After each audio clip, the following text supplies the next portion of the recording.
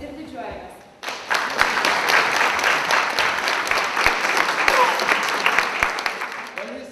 Lietuvos nepriklausomybės atkūrimo dieną universiteto bendruomenė tradiciškai pažymėjo mokomajame teatre. Ypatingų rektoriaus sveikinimų sulaukė kovo 11-ąją gimę studentai. Šiuo metu jų universitete net 15. Dovana visai bendruomeniai dainininkės Veronikos Povilionienės koncertas, kurio metu dainas kartu su Veronika traukė visa salė.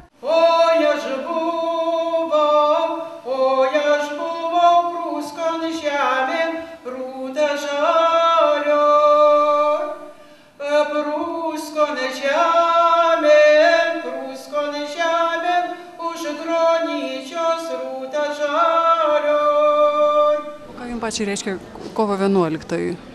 Man kovo 11 reiškia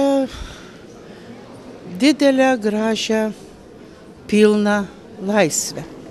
Bet laisvės vienu žodžiu vienu žodžiu neapibūdinsi. Laisvė yra didelė, plati ir jie reikia mokėti naudotis.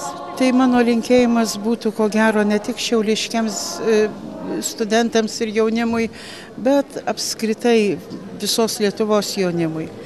Aš viską suprantu, kad kitur atrodo ir druska saldesnė, ir sūris gaivesnis, ir obuoliai saldesni. Žinokit, vienintelis dalykas, ko gero, yra pats svarbiausias. Ypač, kai žiemą užteka vakarinė žvaigždė ir kai ją pasižiūri, kai būni toli, jinai beveik visados rodo kelią namo. Tai aš norėčiau visiems palinkėti, kur bebūtumėt, grįžkit namo. Linkėjimai švenčių proga turi būti visada linksmi, nuotaikingi, pavasariški. Aš linkiu visiems studentam gero pavasario, gerų sesijos rezultatų, gauti gerus diplomus, susirasti darbą ir įgyti universitete daug žinių.